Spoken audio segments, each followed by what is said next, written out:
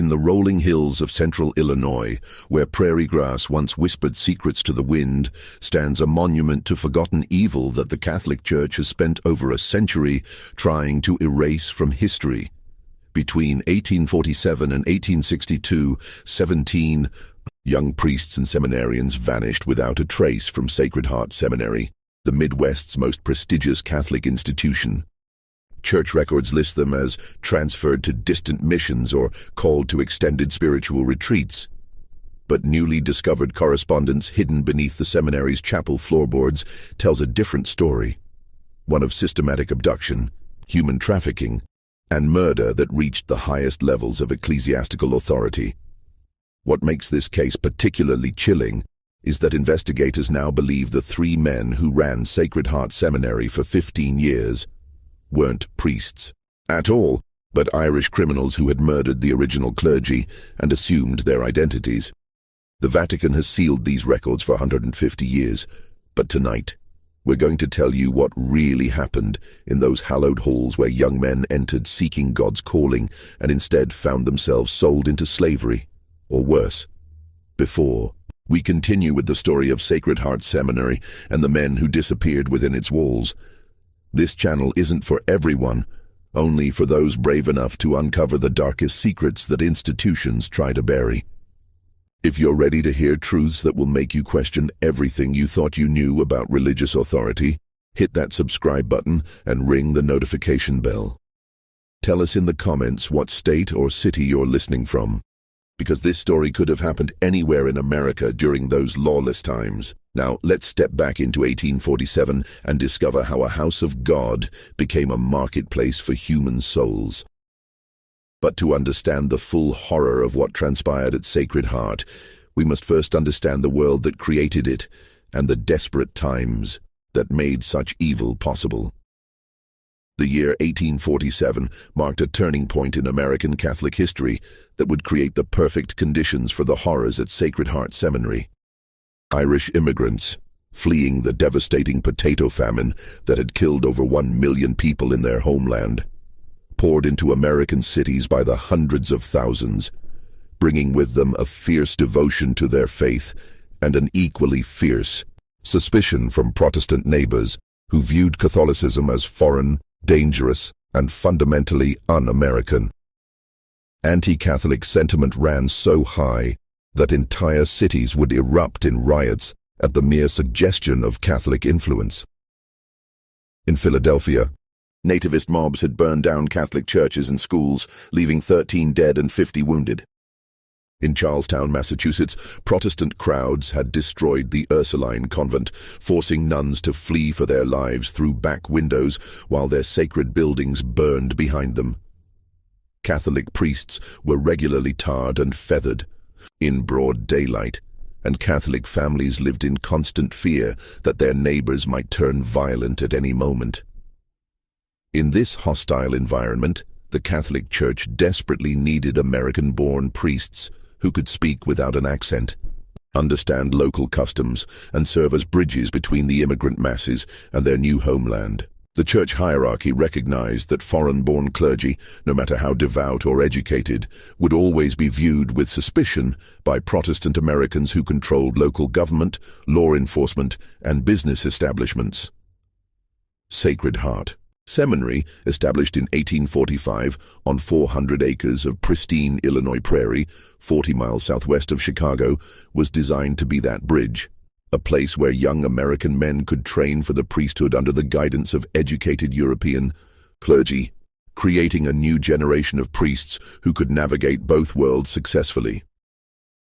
The seminary itself was an architectural marvel for its time, designed by Irish architect Patrick Keeley, who had already gained fame for his Gothic revival churches throughout New England.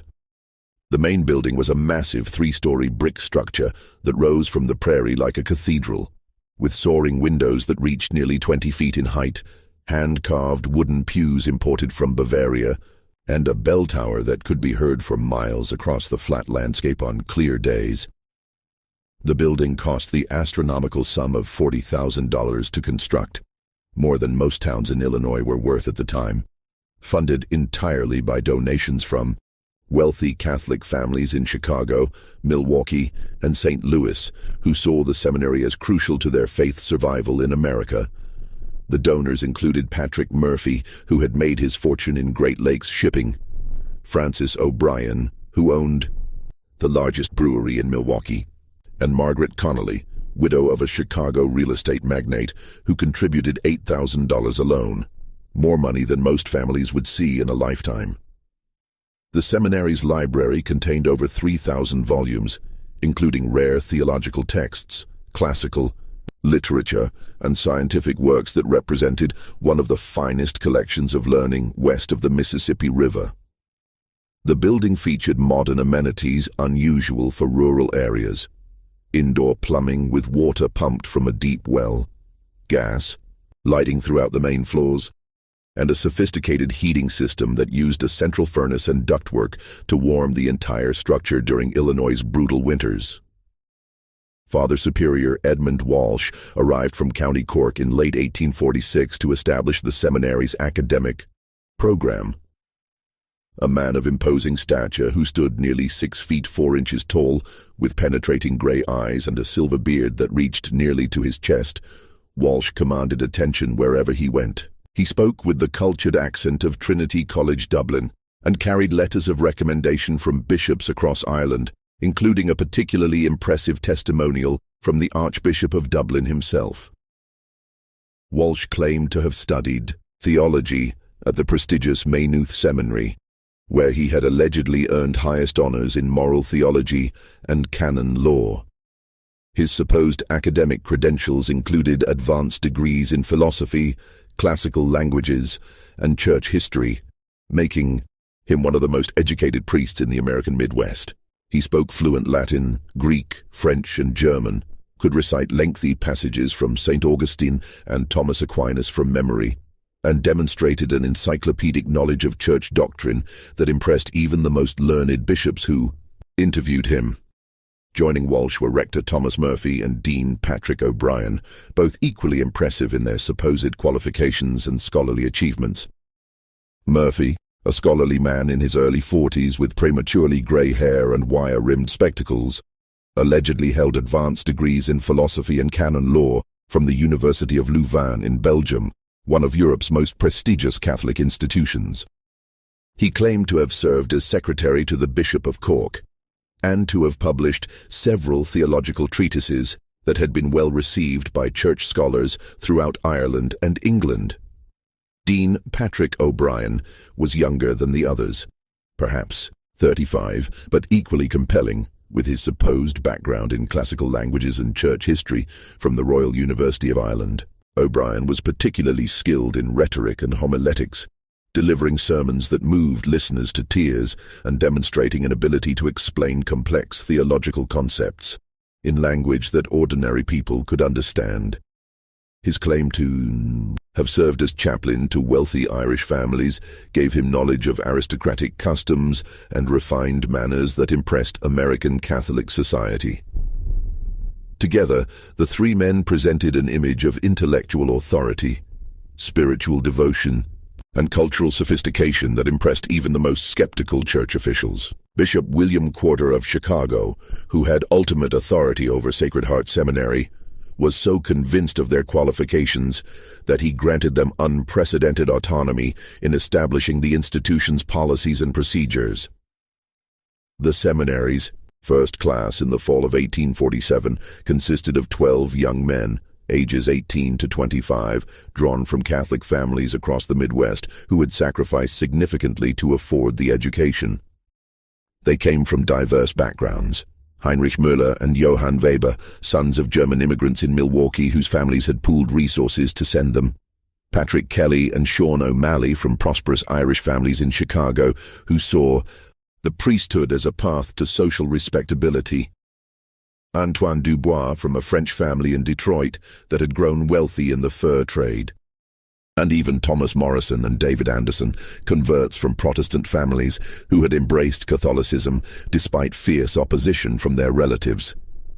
These young men arrived with hearts full of religious devotion and minds eager to serve God. completely unaware that they were walking into a carefully constructed trap that had been months in the planning. Each student had been carefully selected based on specific criteria that the three false priests had established.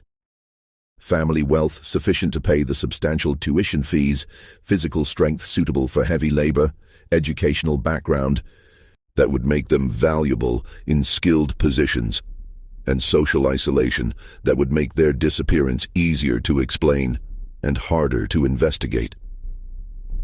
The daily routine at Sacred Heart appeared to follow traditional seminary practices established by centuries of Catholic education.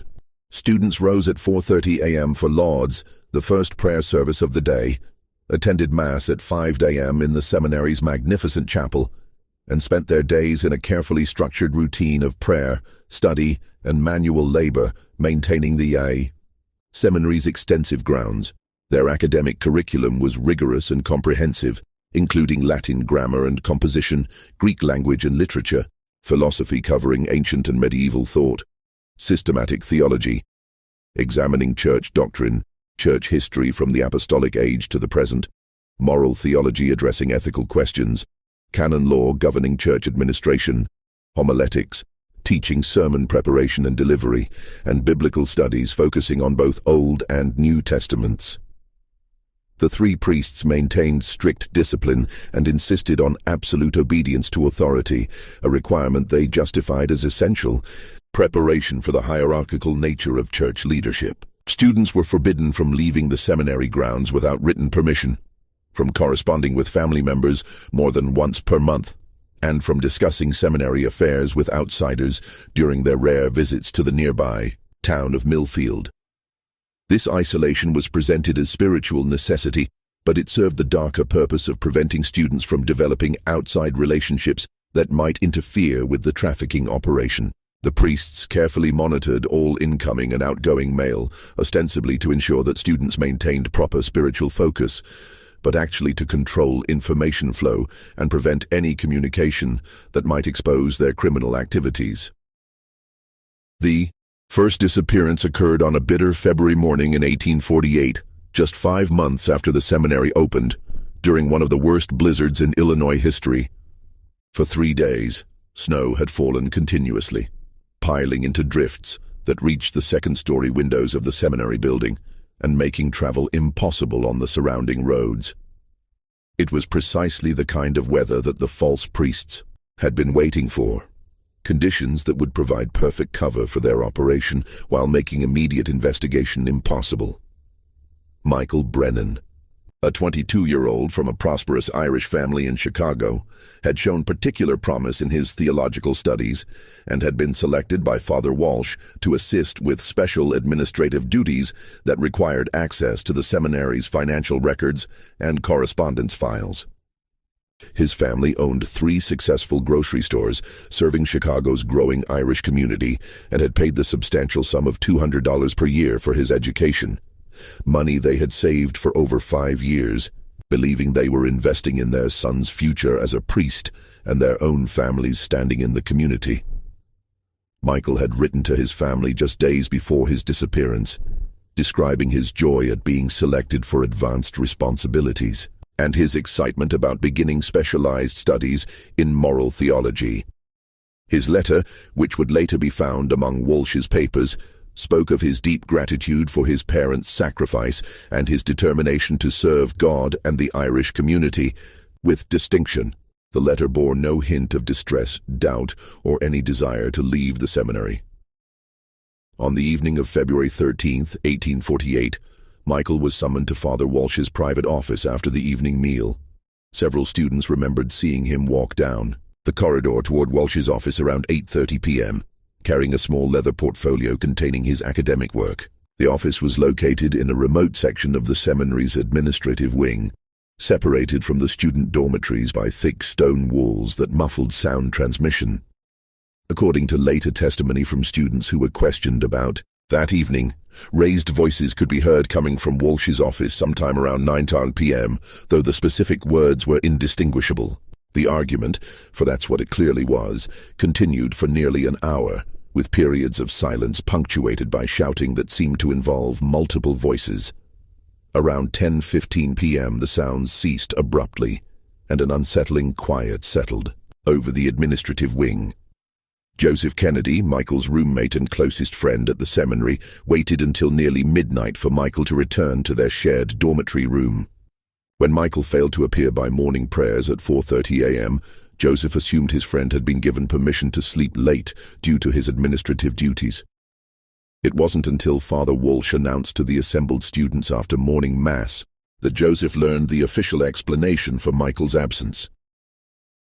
Standing at the ornate wooden pulpit that dominated the seminary chapel, Walsh delivered the news with apparent sorrow and concern.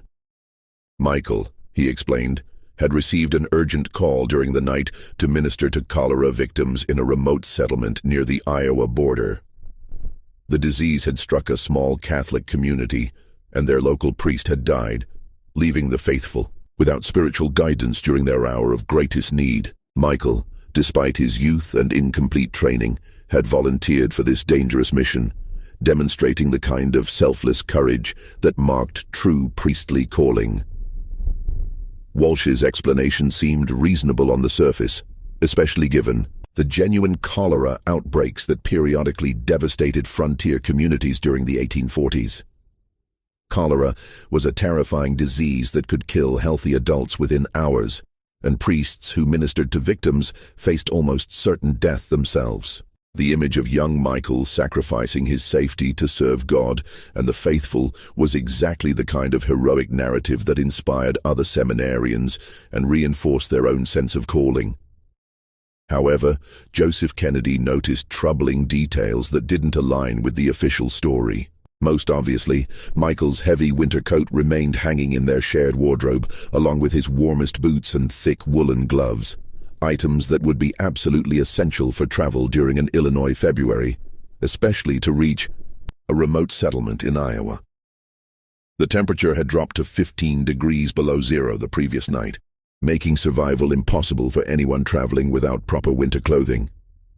Even more disturbing, Michael had mentioned nothing to Joseph about any possible call to ministry, despite the two young men sharing their deepest spiritual thoughts and concerns every evening before sleep. They had discussed their future plans just the night before Michael's disappearance, and Michael had spoken enthusiastically about his administrative work and his hopes of specializing in moral theology. He had shown no signs of restlessness, dissatisfaction, or desire for immediate ministry experience. Joseph also noticed that Michael's personal belongings remained exactly as he had left them, including his most treasured possession, a silver rosary that had belonged to his grandmother who had died during the Irish potato famine. Michael had never been seen without this rosary since arriving at the seminary, and Joseph found it inconceivable that his friend would depart for dangerous missionary work without taking this sacred family heirloom. When Joseph privately questioned Father Walsh about these inconsistencies the following day, the priest's reaction was swift, severe, and completely disproportionate to the nature of the inquiry. Walsh accused Joseph of harboring prideful curiosity that was incompatible with proper religious obedience and dangerous skepticism toward legitimate church authority. Such attitudes, Walsh warned, could lead to spiritual corruption and ultimate damnation if not corrected through severe penance and spiritual discipline. As punishment for his presumptuous questioning, Joseph was assigned to spend the next week in solitary prayer and fasting in the seminary's basement chapel, a damp, windowless room beneath the main structure, where students were sent to contemplate their spiritual failings and seek God's forgiveness. The basement chapel was carved directly into the hillside beneath the seminary, accessible only through a narrow stone staircase that descended from the main building's rear entrance. The basement chapel was a deliberately uncomfortable space, designed to encourage genuine repentance through physical hardship. The walls were rough-hewn stone that wept moisture continuously, creating an atmosphere of perpetual dampness that chilled to the bone. The only light came from candles that students were required to maintain themselves, and the only warmth came from a small brazier that provided minimal heat during the worst winter weather. During his week of isolation in this underground chamber, Joseph experienced something that would haunt him for the rest of his life.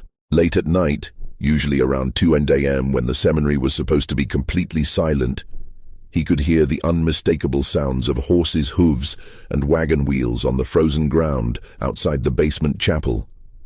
The sounds were clear and distinct despite the thick stone walls, suggesting that the activity was taking place directly above his underground prison. The nocturnal activity followed a consistent pattern that became more disturbing with each occurrence. First came the sound of horses approaching from the direction of the main road, moving slowly and carefully, as if the drivers were familiar with the terrain but wanted to avoid making unnecessary noise. Next came voices speaking in hushed tones. Always the same 3 voices that Joseph recognized as belonging to Walsh, Murphy, and O'Brien, though he could never make out their specific words through the stone ceiling. The conversations typically lasted about 15 minutes, followed by the sounds of heavy objects being moved, dragging noises, grunting sounds suggesting physical exertion, and the creaking of wagon springs adjusting to shifting weight. During these periods, Joseph could see lantern light flickering through the basement chapel's single dirt-encrusted window, casting moving shadows on the stone walls that suggested multiple figures working in coordination. The entire process typically took about an hour, always ending with the sound of wagon wheels departing in the direction opposite from their arrival, toward the road leading to Springfield rather than Chicago. After the wagons departed, complete silence would return to the seminary, and the next morning would proceed exactly as if nothing unusual had occurred. On the 3rd night of his confinement, Joseph positioned himself directly beneath the basement chapel's window and managed to catch a clearer glimpse of the activity above. Through the dirty glass, he could see the silhouettes of 3 men loading what appeared to be a large, heavy bundle into the back of a covered wagon. The bundle was wrapped in dark cloth and required all 3 men to lift, suggesting considerable weight. Most chilling was the care with which they handled their burden. Not the rough treatment appropriate for cargo or supplies, but the cautious movements used when transporting something precious or fragile. The second disappearance came just 6 weeks after Michael Brennan's vanishing, and this time the pattern became impossible for observant students to ignore. Thomas Gallagher, the 20-year-old son of a German immigrant family from Milwaukee, was universally regarded by his fellow students as the gentlest, most devout member of their class. He spent extra hours in private prayer, helped struggling classmates with their Latin translations, and had never been known to raise his voice or express anger about anything. Thomas came from a family that embodied the American dream through hard work and sacrifice. His father, Klaus Gallagher, originally Klaus Müller before anglicizing his name upon arrival in America, had started as a day laborer in Milwaukee's growing brewery industry and had worked his way up to become foreman of one of the city's largest operations. His mother, Anna, took in sewing and laundry to supplement the family income, working 16-hour days to help save money for Thomas's seminary education. The Gallaghers had sacrificed enormously to afford Sacred Heart's tuition, selling their small farm outside Milwaukee and moving into a cramped tenement apartment so they could dedicate every possible dollar to their son's religious calling. Thomas carried the weight of his family's sacrifice heavily, frequently expressing to fellow students his determination to justify their faith in him and to serve God with the dedication their generosity deserved. On the evening of March 30th, 1848, Thomas was summoned to Father Walsh's private office immediately after evening prayers. The summons came through Dean Patrick O'Brien, who approached Thomas in the seminary chapel with an unusually grave expression and whispered instructions that he was needed for urgent consultation regarding his academic progress. Thomas appeared confused by the summons, telling his closest friend, Heinrich Weber, that he was unaware of any problems with his studies and couldn't imagine what urgent matter required immediate attention. Several students positioned in dormitory rooms near the administrative wing reported hearing raised voices, coming from Walsh's office beginning around 9 p.m. and continuing intermittently until nearly 11 p.m. The conversation appeared to involve multiple participants, with periods of calm discussion interrupted by what sounded like arguments or heated disagreements. Students later testified that they heard Thomas's voice at several points, sounding distressed and increasingly agitated as the evening progressed. Around 10:30 p.m., long after the seminary's mandatory evening silence was supposed to begin, Heinrich, Weber and 2 other students reported hearing what sounded like furniture being moved or overturned in Walsh's office, followed by a period of complete silence that lasted nearly 30 minutes. Then, around 11 p.m., they heard the familiar sound of a horse-drawn wagon departing from behind the seminary building, traveling slowly with muffled wheels as if the drivers were attempting to minimize noise. The next morning, Father Walsh announced during Mass that Thomas had experienced what he termed a profound spiritual crisis during their evening consultation. Thomas had confessed to struggling with impure thoughts incompatible with priestly vocation, and had reached the painful conclusion that he was not suited for religious life. Rather than face the shame of public failure, Thomas had voluntarily left the seminary before dawn to join a contemplative monastery in the Wisconsin wilderness, where years of silence and isolation would help him overcome his spiritual struggles and perhaps eventually qualify him for a different form of religious service. Walsh's explanation was crafted with psychological sophistication, playing upon common fears and anxieties that many seminary students experienced. Sexual temptation was a genuine struggle for young men committed to celibacy, and the shame associated with such feelings often led to extreme measures of self-punishment and isolation. The idea of a troubled student seeking redemption through monastic retreat was entirely plausible and consistent with traditional Catholic approaches to spiritual crisis. However, as with Michael Brennan's disappearance, troubling details emerged for those who looked closely at the official explanation. Thomas had left behind his most precious possession, a rosary hand-carved by his dying mother, which he had never been seen without since arriving at the seminary 8 months earlier. The rosary was found carefully placed on his dormitory desk, suggesting deliberate placement rather than forgotten abandonment. Even more suspicious, Thomas had departed so suddenly that he hadn't collected the $50 in personal funds that his family had provided for incidental expenses, money that remained locked in Father Walsh's office safe. For a family that had sacrificed so much to afford seminary tuition, abandoning $50 represented a financial loss that would have significant impact on their daily survival. Most disturbing of all was a letter Thomas had been writing to his younger sister Maria, which remained unfinished on his desk. The letter stopped mid-sentence in a description of his joy at serving God and his excitement about beginning advanced theological studies in the coming term. The final line read, "I wake each morning grateful to God for guiding me to this holy place, where I grow closer to Him each day, and I cannot imagine any life more blessed than the one He has." The sentence ended abruptly, as if Thomas had been interrupted while writing. Heinrich Weber, Thomas's closest friend at the seminary, found the incomplete letter particularly disturbing because Thomas had shared the contents with him the evening before his disappearance. Thomas had been enthusiastic about describing to Maria his progress in theological studies and his growing confidence in his calling to priesthood. He had planned to finish the letter the following day and had specifically mentioned wanting to tell Maria about a particularly inspiring lecture Father Walsh had delivered on moral theology. Word of the disappearances began to spread among the remaining students, though always in whispers and never in the presence of the 3 priests. The student body of originally 12 had now lost 2 members in just 6 weeks, and the official explanations, while individually plausible, began to seem suspicious when considered together. Some students defended the priest's accounts, arguing that God's call could come suddenly, and that true devotion sometimes required abandoning worldly attachments, including family relationships and material possessions. Others, however, began to notice patterns that filled them with growing unease. Both Michael and Thomas had been among the most financially well-off students. Both had demonstrated exceptional academic promise that made them valuable additions to any religious community, and both had been called to private meetings with Father Walsh shortly before their departures.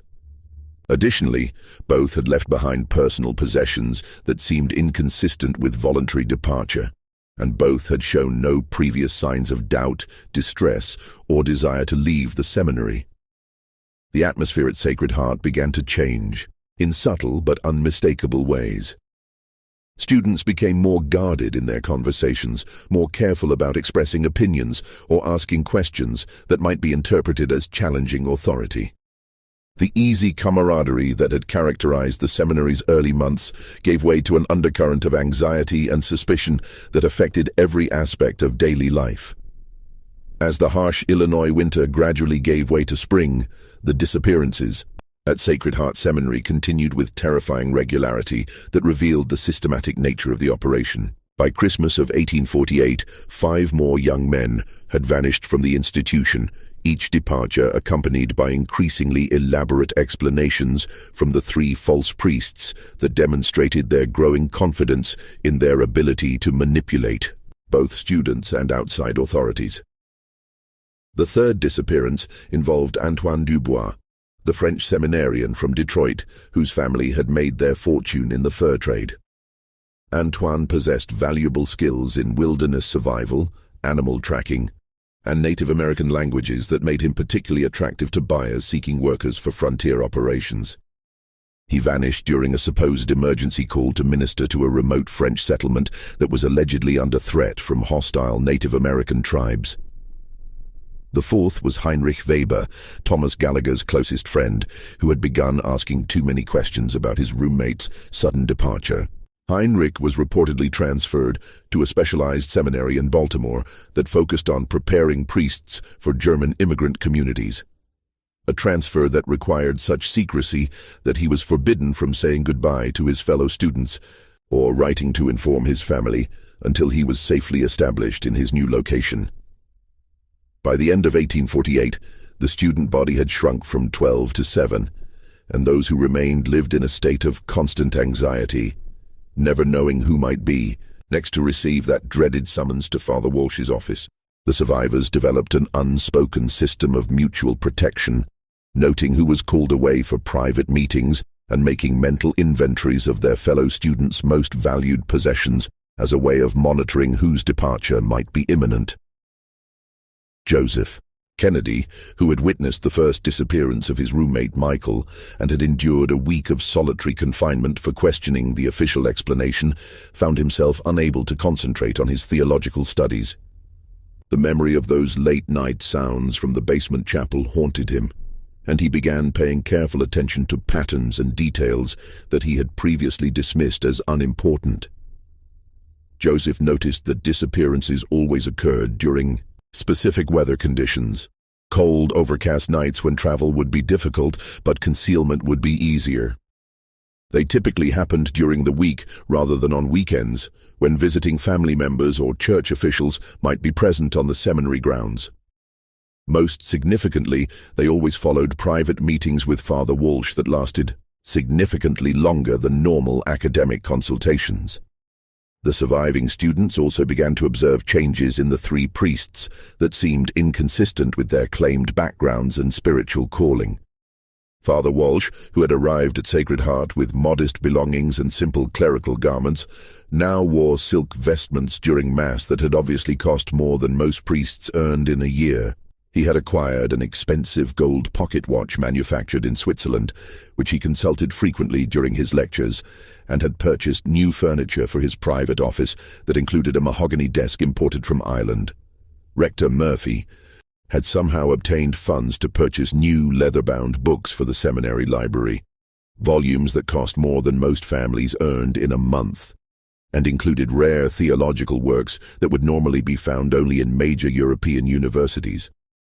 He had also begun wearing spectacles with gold frames and had acquired a seal ring that he claimed bore his family coat of arms, though none of the Irish students recognized the symbols as belonging to any legitimate Irish family.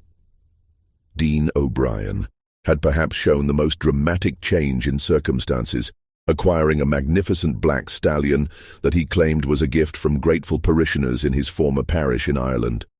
The horse was clearly a thoroughbred worth several $100s, and O'Brien demonstrated riding skills that seemed more appropriate to a wealthy landowner than a humble parish priest. He had also begun taking regular trips to Chicago, ostensibly for church business, but always returning with new possessions and an air of satisfaction that suggested successful commercial transactions rather than spiritual consultations. The three men also began taking frequent trips away from the seminary, sometimes for several days at a time, claiming to visit church officials in Chicago, Milwaukee, or St. Louis. During these absences, the remaining students were supervised by Francis McManus, the elderly lay brother who had arrived at Sacred Heart at the same time as the three priests and seemed to serve as their assistant and confidant. McManus was a peculiar figure who generated considerable unease among the students. He spoke very little, moved with a furtive, nervous manner, and seemed perpetually frightened of something he never identified. When students attempted to engage him in conversation about his background or his work at the seminary, he would become visibly agitated and refuse to answer direct questions. Most disturbing was his reaction whenever anyone mentioned the missing students. He would immediately change the subject or find urgent work that required him to leave the area. Several students noticed that McManus possessed detailed knowledge of the seminary's grounds that suggested extensive familiarity with areas that were supposedly off-limits to everyone except the priests. He knew the locations of storage areas, root cellars, and outbuildings that were never mentioned in official tours of the facility. He also demonstrated knowledge of the surrounding countryside that seemed inconsistent with his claimed role as a religious assistant who rarely left the seminary grounds. Perhaps most disturbing was the seminary's correspondence with the outside world, which revealed a level of control and deception that suggested careful planning and systematic implementation. Family members who wrote to inquire about their sons received responses on official Sacred Heart letterhead, but the handwriting was always that of Father Walsh, never the students themselves. The letters followed consistent patterns that seemed designed to discourage further inquiry while providing plausible explanations for reduced communication. When parents requested specific information about their sons' well-being, academic progress, or daily activities, they were told that advanced theological studies required periods of spiritual silence, during which students were forbidden from worldly communication that might distract from their religious development. Families who asked for direct letters from their sons were informed that such correspondence would be permitted only after successful completion of specific spiritual milestones that might take months or years to achieve. The local community in the nearby town of Millfield, population barely 300, began to whisper about strange occurrences near the seminary that seemed inconsistent with the quiet, contemplative atmosphere appropriate to a religious institution. Farmers reported seeing covered wagons traveling at odd hours along the rarely used road that connected Sacred Heart to the main highway toward Chicago, always moving slowly and carefully as if attempting to avoid detection. Samuel Morrison, who owned the farm adjacent to the seminary property, claimed to have found personal items scattered along the fence line that separated his land from the seminary grounds. The items included a prayer book with Michael Brennan written inside the front cover, a pair of wire-rimmed spectacles that had belonged to Heinrich Weber, and a silver crucifix that several people recognized as having been worn by Thomas Gallagher. When Morrison attempted to return these items to the seminary, Father Walsh claimed they had been deliberately discarded by students who were learning to abandon worldly attachments as part of their spiritual development. The winter of 1849-1850 brought a series of events that would fundamentally transform the nature of the mystery surrounding Sacred Heart Seminary and reveal the true scope of the horror that had been unfolding behind the facade of religious education. The seminary's isolation during Illinois' brutal winter months created perfect conditions for the criminals to accelerate their operations while making detection or escape virtually impossible for their victims. James O'Malley, a seminary student, from Detroit, whose father was a prosperous merchant with extensive connections throughout the Great Lakes region, had grown increasingly suspicious of the priest's explanations for his missing classmates. Unlike the other students, who came primarily from working-class immigrant families with limited resources and political influence, James had connections to influential Catholics in multiple cities, including his uncle, Father Patrick O'Malley, who served as secretary to the Bishop of Detroit and corresponded regularly with church officials throughout the Midwest. James possessed advantages that made him particularly dangerous to the trafficking operation. His family's wealth meant that his disappearance would be noticed and investigated by people with the resources to pursue inquiries across state lines. His uncle's position in the church hierarchy provided access to communication networks that could bypass local control and reach authorities in Rome if necessary. Most importantly, James had received a classical education that included training in logic, rhetoric, and investigation techniques that made him capable of systematic analysis and evidence gathering. Beginning in the fall of 1849, James started conducting his own investigation into the disappearances, carefully documenting discrepancies in the priest's stories and maintaining detailed records of which students had disappeared and under what circumstances. He created a detailed timeline that revealed patterns invisible to casual observation, including the fact that all disappearances had occurred during specific weather conditions and that the official explanations contained internal contradictions that became obvious when examined systematically. James noticed that the three priests seemed to possess detailed knowledge of each student's family financial situation, information that would normally be kept confidential in church records and would only be available to someone who had conducted thorough investigations into each family's background. The priests knew which students came from wealthy families, which had agricultural land that could be used as collateral, and which had relatives in other cities who might provide assistance in times of crisis. Most significantly, James discovered that the seminary's financial records contained discrepancies that suggested income far exceeding what would be expected from tuition payments alone. By carefully observing the priests' spending patterns and comparing them to the seminary's official budget, James calculated that Sacred Heart was generating several $1,000s in unexplained revenue each year, money that had to be coming from sources other than student fees or church donations. The breakthrough in James's investigation came in December 1849, when he discovered a cache of letters hidden beneath loose floorboards in the seminary's library, concealed in a space that appeared to have been deliberately constructed to hide documents from casual inspection. The hiding place was sophisticated, involving a section of flooring that could be removed only by manipulating specific boards in a precise sequence, suggesting that it had been designed by someone with detailed knowledge of carpentry and security techniques. The letters, written in various hands and bearing postmarks from cities across the Midwest, appeared to be communications between Father Walsh and unknown correspondents who were clearly involved in commercial transactions of some kind. The correspondence was written in a peculiar code that mixed legitimate business terminology with religious language in ways that seemed designed to disguise the true nature of the discussions. James spent weeks analyzing the coded language, using his classical education and knowledge of multiple languages to decipher meanings that became increasingly horrifying as he understood more of the system. The letters discussed merchandise of varying quality and negotiated delivery schedules to locations in Indiana, Wisconsin, Iowa, and Illinois. References to prime specimens, educational background, and physical condition made it clear that the merchandise was human beings who were being evaluated and sold based on their characteristics and capabilities. One letter, dated November 15th, 1849, contained references that made James's blood run cold and confirmed his worst suspicions about what had happened to his missing classmates. The letter read, in part, "The latest shipment included 2 prime specimens, both young and strong, suitable for heavy labor. The German boy brought premium price due to his education and physical condition.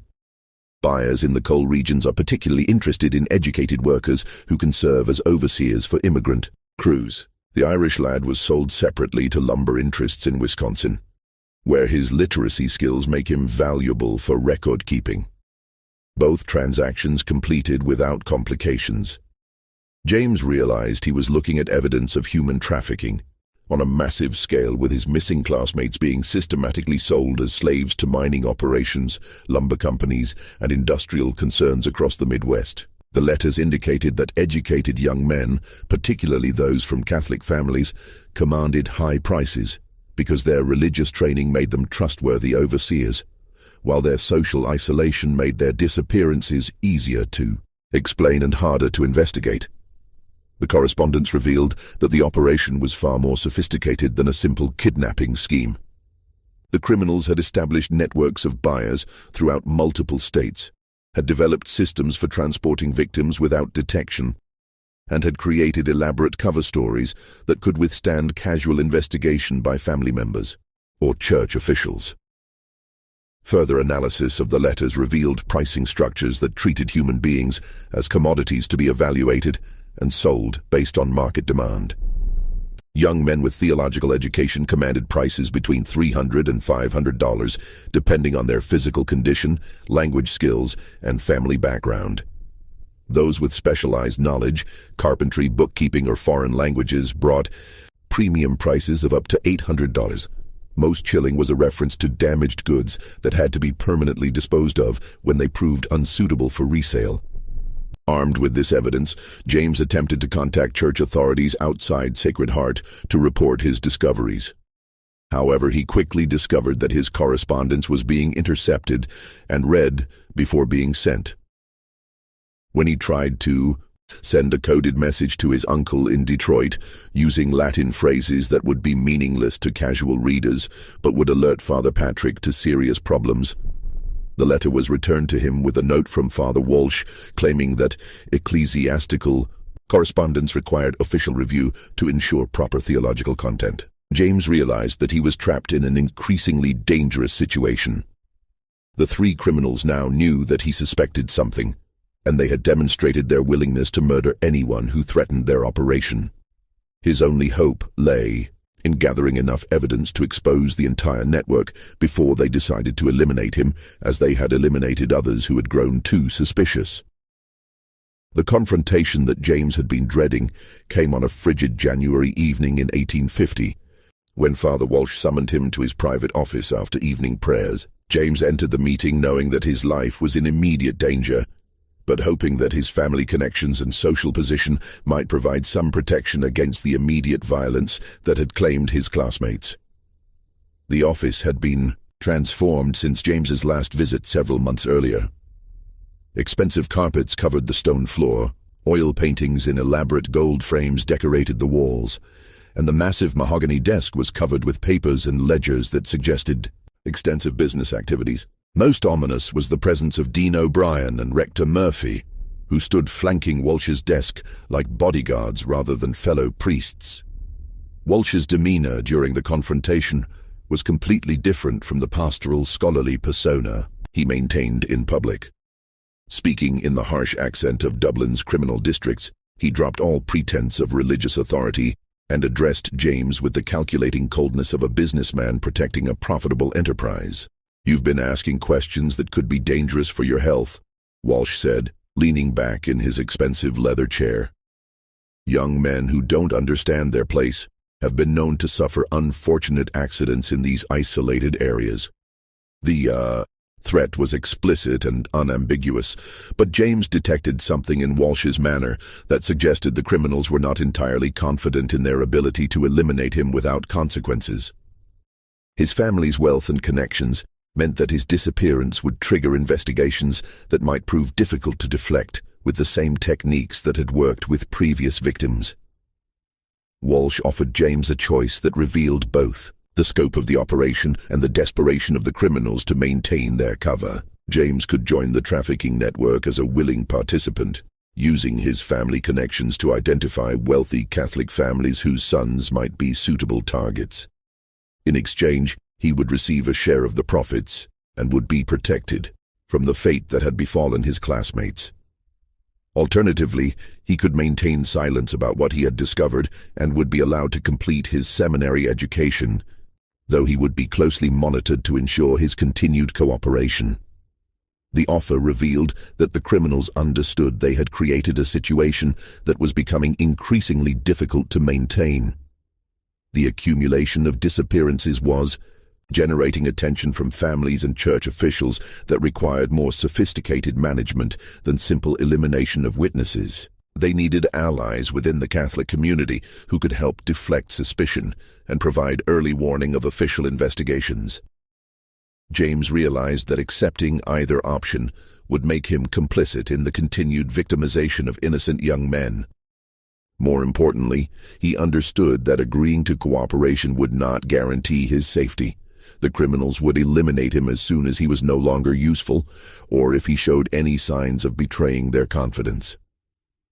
The weeks following James O'Malley's confrontation with the 3 false priests marked the most dangerous period in Sacred Heart Seminary's dark history. James had refused both options offered by Walsh, claiming that he needed time to consider such a momentous decision, but both sides understood that the situation could not remain unresolved indefinitely. The criminals were growing increasingly nervous about the attention their operation was attracting, while James was desperately searching for a way to expose the truth without becoming their next victim. During this tense period, James discovered that he was under constant surveillance by Francis McManus, the nervous lay brother who seemed to appear wherever James went throughout the seminary grounds. McManus would position himself where he could observe James's activities while pretending to perform maintenance tasks. And James noticed that the man was taking notes in a small leather journal that he kept hidden in his robes. The surveillance extended beyond simple observation. James found that his personal belongings were being searched regularly, books moved from their usual positions, papers disturbed in his desk drawer, and clothing rearranged in ways that suggested systematic examination. Most alarming was the discovery that someone had been entering his dormitory room during the night, as evidenced by footprints in the dust near his bed and the faint smell of tobacco smoke that lingered in the air each morning. Just when it seemed the tension at Sacred Heart Seminary could grow no darker, James made a discovery that would reveal the true scope of the horror that had been unfolding for years. If you're feeling your heart race as this tale of institutional evil unfolds, you're not alone. Thousands of brave souls in our community have experienced these same chills while learning truths that others are too frightened to reveal. Hameti, that like button, if this investigation is keeping you on the edge of your seat. And don't forget to subscribe, because this channel is only for those who dare to uncover the darkest secrets in American history. Now let's discover what James found that would change everything. The breakthrough came when James observed a pattern in the seminary's routine that he had previously overlooked.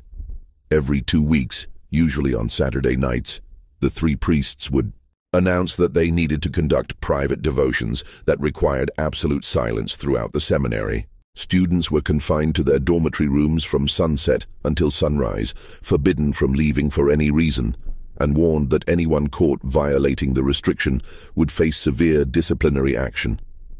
James had initially assumed these restrictions were related to legitimate religious observances, but careful observation revealed that they coincided with increased activity around the seminary's outbuildings and storage areas. During one of these devotional periods, James positioned himself at his dormitory window and observed lantern lights moving between various buildings on the seminary grounds, accompanied by the sounds of wagons arriving and departing throughout the night. On the night of February 15th, 1850, James made a decision that would either expose the full truth about Sacred Heart Seminary or cost him his life. During one of the mandatory confinement periods, he slipped out of his dormitory room and made his way to the seminary's basement, where he had noticed unusual activity during previous observations. The basement levels of Sacred Heart Seminary were far more extensive than James had realized, including areas that seemed to serve no legitimate educational or religious purpose. Beyond the basement chapel where Joseph Kennedy had been confined, James discovered a series of storage rooms workshops, and chambers that had been excavated from the hillside beneath the main building. The construction was sophisticated and recent, suggesting that significant work had been done to expand the underground areas after the seminary's official completion. In one of these hidden chambers, James made a discovery that confirmed his worst fears and revealed that the horror at Sacred Heart was even more extensive than he had imagined. The room contained detailed records of the trafficking operation, including ledgers that documented every transaction, correspondence with buyers throughout the Midwest, and maps showing transportation routes used to move victims to their final destinations. The records revealed that Sacred Heart Seminary was just one component of a vast criminal network that operated across multiple states and involved dozens of accomplices in various cities. The operation had been active for over a decade, with Sacred Heart serving as a collection point where young men could be systematically isolated, evaluated, and prepared for sale to buyers who had specific requirements for workers in mining, lumber, agriculture, and industrial operations.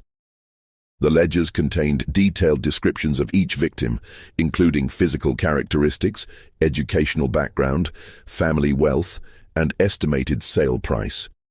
James found entries for all of his missing classmates, along with dozens of other young men who had disappeared from various Catholic institutions throughout the Midwest. The scope of the operation was staggering: over 200 victims in 10 years, generating profits that exceeded $100,000 and involved buyers in Illinois, Wisconsin, Iowa, Indiana, and Minnesota. Most horrifying was a section of the records titled Permanent Disposal, which contained the names and details of victims who had been murdered rather than sold. These were young men who had become suspicious, attempted to escape, or possessed information that made them too dangerous to release. The records indicated that 17 such victims had been killed at Sacred Heart Seminary alone, their bodies buried in carefully concealed graves scattered across the seminary's 400 acres. As James studied these documents by candlelight in the underground chamber, he heard footsteps approaching from the corridor outside. Someone was descending into the basement levels, moving slowly and carefully as if attempting to avoid detection. James quickly extinguished his candle and concealed himself behind a stack of wooden crates, hoping that whoever was approaching would pass by without entering the record room. The footsteps stopped directly outside the chamber where James was hiding. Through a crack between the crates, he could see Father Walsh holding a lantern and peering into the room with an expression of suspicious concern. Walsh entered the chamber and began examining the area where James had been reading the records, clearly searching for signs that someone had disturbed the carefully organized documents. For several terrifying minutes, Walsh conducted a methodical search of the room while James remained motionless behind the crates, barely daring to breathe. The false priest's lantern cast dancing shadows on the stone walls as he checked locks, examined papers, and looked for any evidence of unauthorized intrusion. At one point, Walsh passed within 3 feet of James's hiding place, close enough that James could smell the tobacco on his clothing and hear his muttered curses as he searched for signs of discovery. Finally, apparently satisfied that the records remained undisturbed, Walsh departed from the chamber and continued his patrol of the basement levels. James waited nearly an hour before emerging from his hiding place, using the time to memorize as much information as possible from the trafficking records. He understood that this might be his only opportunity to gather evidence, and he needed to obtain enough specific details to convince authorities of the operation's scope and legitimacy. The opportunity James O'Malley desperately needed came from an unexpected source that would prove to be the salvation not only for him, but for the entire investigation into Sacred Heart Seminary's dark secrets. In March 1850, Bishop Giovanni Montini arrived from Rome to conduct an apostolic visitation of Catholic institutions throughout the American Midwest, a comprehensive inspection that had been ordered by Pope Pius IX in response to concerning reports about irregular practices at several American seminaries and colleges. Bishop Montini was not a typical church bureaucrat, content with superficial inspections and ceremonial visits.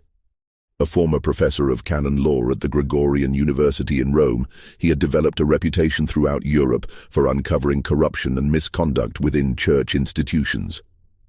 His investigations had exposed financial fraud in French monasteries, sexual misconduct in German seminaries, and political corruption involving Italian bishops. The Vatican had sent him to America specifically because they needed someone with the experience and authority to conduct truly thorough investigations without being influenced by local political considerations or personal relationships. Montini's arrival in the Midwest had been announced only to the highest levels of church hierarchy, and even they had received only general information about his mission. This secrecy was deliberate, designed to prevent institutions from preparing elaborate deceptions or concealing evidence before his arrival. The bishop's methodology involved appearing without warning, conducting extensive interviews with students and faculty, examining financial records in detail, and following up on any irregularities he discovered. James learned of Bishop Montini's presence in the region through a conversation overheard between Father Walsh and Rector Murphy, who were clearly agitated about the possibility of an unexpected inspection.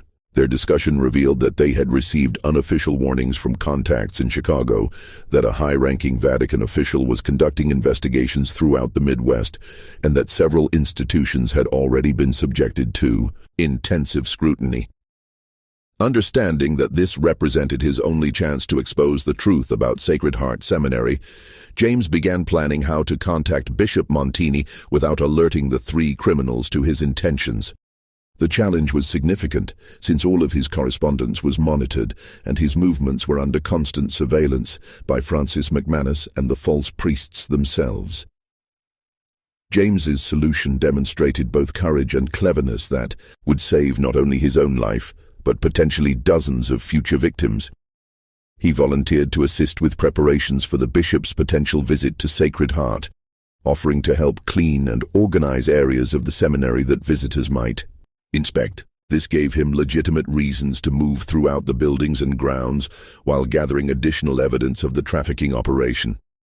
More importantly, James used his access to the seminary's correspondence to discover that Bishop Montini was staying at the residence of Bishop William Quarter in Chicago while conducting his investigations. James crafted a letter that appeared to be a routine request for spiritual guidance, but which contained coded references that would alert an educated church official to serious problems requiring immediate investigation.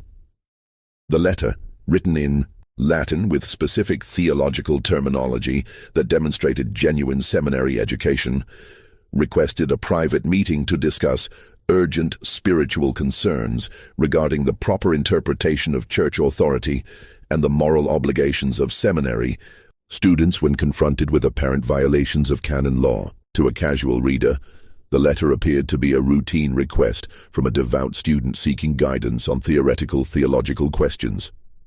To someone with Bishop Montini's education and experience, however, the language clearly indicated that the writer had discovered serious misconduct that required investigation by church authorities.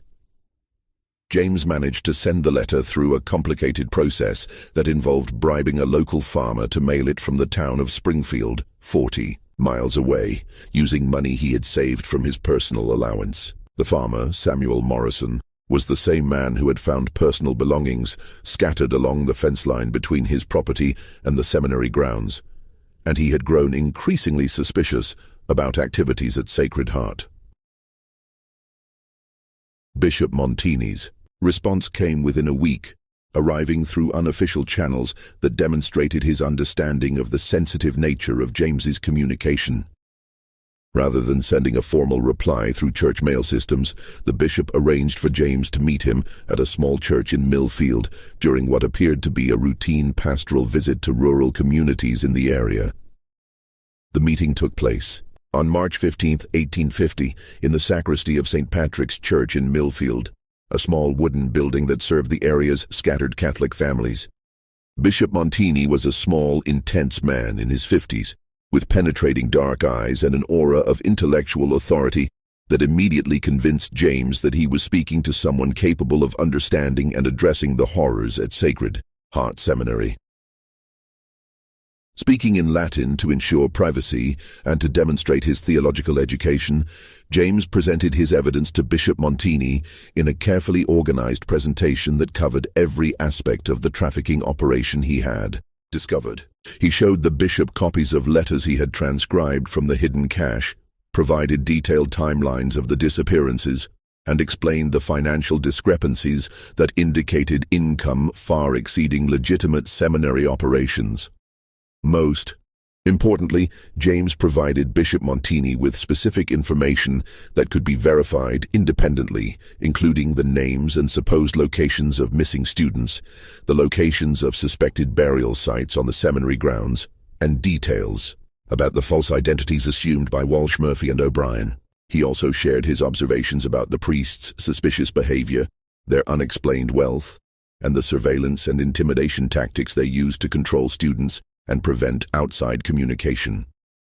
Bishop Montini listened to James's account with growing horror and alarm, taking detailed notes and asking specific questions that demonstrated both his understanding of the gravity of the situation and his knowledge of proper investigative procedures.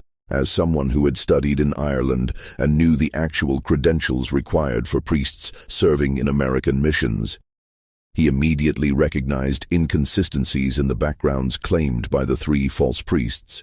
More significantly, Bishop Montini had access to Vatican records that could verify whether Walsh, Murphy, and O'Brien had ever been legitimately ordained as Catholic priests. His immediate response was to send encrypted telegraph messages to Rome requesting complete background checks on all three men, using the Vatican's extensive records of ordinations, assignments, and transfers throughout the Catholic world. The bishop's investigation moved with the efficiency and authority that only comes from the highest levels of church hierarchy. Within 48 hours, he had received responses from Rome confirming that no priests named Edmund Walsh, Thomas Murphy, or Patrick O'Brien had been assigned to American missions from the Irish dioceses claimed by the three men. Telegraph communications with church officials in Ireland revealed that while priests with those names had existed, they had departed Ireland in 1846 but had never arrived at their intended destination in America. Further investigation revealed even more disturbing information. The real Father Edmund Walsh, Rector Thomas Murphy, and Dean Patrick O'Brien had been traveling together aboard the merchant ship Brigid's Hope when it had been attacked by pirates off the coast of Newfoundland in August 1846. While the ship itself had eventually reached port in Boston, several passengers, including the three priests, had been reported missing and presumed dead. Church officials had assumed that the priests had been killed during the pirate attack, and replacement clergy had been assigned to their intended positions in America. Armed with this evidence, Bishop Montini organized a coordinated investigation that would expose the full scope of the Sacred Heart Seminary operation and bring justice for the 17 young men who had disappeared. The investigation involved church officials from multiple dioceses, federal marshals with authority to pursue crimes across state lines, and local law enforcement officials who had been carefully selected for their integrity and competence. But operation to arrest the three criminals was planned with military precision to prevent their escape and to preserve evidence that might be destroyed if they received warning of the approaching investigation. On the morning of March 20th, 1850, a force of 12 armed men surrounded Sacred Heart Seminary before dawn, positioning themselves at all possible escape routes and communication points. The confrontation was swift but dramatic, revealing the true nature of the men who had masqueraded as priests for over 3 years. Walsh attempted to maintain his clerical identity even as federal marshals placed him in chains, claiming that the charges were the result of anti-Catholic persecution by Protestant authorities who wanted to destroy the seminary. He demanded to speak with church officials and insisted that any investigation be conducted through proper ecclesiastical channels rather than civil law enforcement. However, when Bishop Montini confronted Walsh with documented proof of his true identity and criminal background, the facade that had been maintained for years finally crumbled completely. The man who had commanded respect and obedience as Father Superior Edmund Walsh was revealed to be Seamus McKenna, a Dublin criminal with a history of violence, theft, and human trafficking stretching back over 15 years. McKenna's true background was even more horrifying than investigators had suspected. Born in the slums of Dublin, he had begun his criminal career as a member of violent gangs that preyed upon immigrants attempting to flee Ireland during the potato famine. His organization had developed sophisticated techniques for identifying vulnerable families, gaining their trust through religious connections, and then robbing, kidnapping, or murdering them for profit. The attack on the merchant ship Brigid's Hope had been planned specifically to obtain the credentials and identities of the 3 legitimate priests. McKenna's gang had learned of the priests' travel plans through contacts in Dublin's Catholic community, had intercepted their ship using a vessel disguised as a merchant trader, and had murdered the clergy after torturing them for information about their backgrounds and intended assignments in America. Thomas Murphy was revealed to be Liam Doherty, McKenna's lieutenant and the organization's specialist in financial fraud and document forgery. Doherty had spent months studying Catholic theology and church practices, memorizing enough information to maintain the pretense of being an educated priest while developing the financial systems needed to launder money from the trafficking operation. Patrick O'Brien was actually Fergus Lynch, the most violent member of the organization and the person responsible for the actual kidnapping and transportation of victims. Lynch had killed at least 12 people during his criminal career, including several of the Sacred Heart Seminary students who had become too suspicious or had attempted to escape. The complete investigation of Sacred Heart Seminary revealed the full scope of the horror that had been perpetrated under the guise of religious education, exposing a criminal network that exceeded even the worst fears of church officials and law enforcement authorities. The search teams that systematically examined the seminary's 400 acres located the remains of 7 murdered students buried in carefully concealed graves throughout the property, each burial site selected and prepared with meticulous attention to concealment and preservation. The bodies were found in various states of preservation, some having been buried for over 2 years, while others were more recent victims of the trafficking operation. Each victim had been killed by blunt force, trauma to the head, suggesting that they had been murdered quickly and efficiently when they became threats to the operation's security. The careful placement of the bodies and the sophistication of the burial sites indicated that the criminals had extensive experience in disposing of murder victims. The trafficking network uncovered at Sacred Heart proved to be far more extensive than even James O'Malley had suspected during his investigation. Documents found hidden throughout the seminary revealed connections to similar operations at Catholic institutions in Indiana, Wisconsin, Iowa, and Minnesota, suggesting that dozens of additional victims might have suffered similar fates across the Midwest over the past decade. Federal marshals working with church officials identified buyers throughout 5 states who had purchased trafficked victims for use in coal mines, lumber operations, agricultural enterprises, and industrial facilities. The investigation revealed that the network had generated profits exceeding $100,000 during its years of operation, an astronomical sum for the 1850s that represented more wealth than most American communities would accumulate in a decade. The 3 criminals were transported to Springfield, Illinois, for trial, where they faced charges of murder, kidnapping, human trafficking, fraud, and conspiracy. The trial drew national attention as one of the first major prosecutions of organized human trafficking in American history. Newspapers throughout the country covered the proceedings, which revealed the shocking details of how religious institutions could be infiltrated and exploited by criminal organizations. The evidence presented during the trial was overwhelming and undeniable. Prosecutors presented the detailed records McKenna had kept of every transaction, correspondence with buyers throughout the Midwest, financial ledgers showing the profits from trafficking operations, and testimony from James O'Malley and other survivors who had witnessed the systematic disappearance of their classmates. Perhaps most damaging was the testimony of Samuel Morrison, the farmer whose property adjoined the seminary grounds.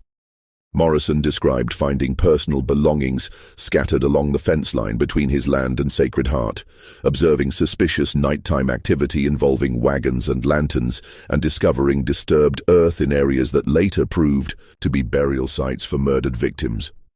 The three criminals were convicted on all charges and sentenced to death by hanging, a punishment that was carried out on August 15, 1851, before a crowd of over 5,000 people. The executions drew spectators from across Illinois and neighboring states, including families of the victims, church officials, and anti-Catholic activists who saw the scandal as confirmation of their suspicions about Catholic institutions. The hanging of Seamus McKenna, Liam Doherty, and Fergus Lynch marked the end of one of the most extensive criminal conspiracies in American history, but the consequences of their actions continued to reverberate throughout Catholic communities for decades afterward. The scandal severely damaged Catholic credibility throughout the Midwest and provided ammunition for anti-Catholic movements that used the Sacred Heart case to argue that Catholic institutions posed inherent dangers to American society. Of the 10 students who had been sold as slaves rather than murdered, 6 were eventually located and freed through the extensive efforts of church officials and federal authorities working across multiple states. The rescued young men bore both physical and psychological scars from their months or years of forced labor in mines, lumber camps, and industrial facilities where they had been treated as property rather than human beings. The recovery process for the survivors was long and difficult, requiring extensive medical treatment for injuries sustained during their captivity and psychological counseling to help them process the trauma of their experiences. Several of the rescued victims required months of rehabilitation before they could resume normal lives, and some never fully recovered from the physical and emotional damage inflicted during their enslavement. Tragically, 4 of the trafficked students were never found, despite extensive searches throughout mining and lumber operations across multiple states. These young men, Heinrich Weber from Milwaukee, Antoine Dubois from Detroit, Patrick Kelly from Chicago, and Sean O'Malley from Boston, vanished completely into the vast network of industrial operations that characterized America's westward expansion. Their families never learned their ultimate fate, carrying the burden of uncertainty and grief for the remainder of their lives. James O'Malley, whose courage and persistence had exposed the truth about Sacred Heart Seminary and saved the lives of future victims, was offered the opportunity to complete his priestly training at prestigious institutions throughout America and Europe. Church officials, grateful for his role in exposing the scandal, promised to support his education at any seminary he chose and to provide him with rapid advancement within the church hierarchy. However, James declined these offers and instead pursued a career in law enforcement, believing that his experience at Sacred Heart had revealed the need for better protection of vulnerable populations throughout American society. He became a federal marshal specializing in investigating human trafficking operations, using his knowledge of criminal techniques and his understanding of institutional vulnerabilities to prevent similar tragedies from occurring elsewhere. James's work as a federal marshal proved remarkably successful, leading to the identification and prosecution of dozens of trafficking operations throughout the Midwest and establishing investigative techniques that became standard practices for law enforcement agencies dealing with organized crime. His efforts resulted in the rescue of over 300 trafficking victims during his 30-year career and the conviction of more than 200 criminals involved in various forms of human exploitation. The Catholic Church faced the enormous challenge of rebuilding trust and credibility in the aftermath of the Sacred Heart scandal, a process that required fundamental changes in how religious institutions were managed and monitored. Church officials implemented comprehensive verification procedures for priests assigned to American missions, requiring multiple forms of documentation and confirmation from Vatican authorities before any clergy could assume positions of authority. New communication systems were established between American and European church authorities using telegraph networks and encrypted correspondence to ensure that the backgrounds and credentials of religious personnel could be verified quickly and accurately. Oversight mechanisms were created to monitor the activities of isolated institutions like seminaries and convents, requiring regular reports to diocesan authorities and unannounced inspections by independent church officials. Sacred Heart Seminary itself was permanently closed within weeks of the criminal's arrest. its buildings sealed and the property placed under church control while investigations continued. The magnificent Gothic revival structure that had cost $40,000 to construct was eventually demolished, and the land was sold to local farmers who wanted nothing to do with the property's horrific history. For decades afterward, locals reported strange occurrences near the former seminary site that kept most people away from the area, especially after dark. Farmers working nearby fields claimed to hear unexplained sounds during the night, voices calling out in distress, the sound of wagon wheels on roads that no longer existed, and church bells ringing from a tower that had been torn down years earlier. Whether these reports reflected genuine supernatural phenomena or simply the psychological impact of knowing about the horrors that had occurred on the site, they contributed to a persistent atmosphere of unease that affected the entire region. The former seminary grounds became known locally as cursed land that brought misfortune to anyone who attempted to work or live there.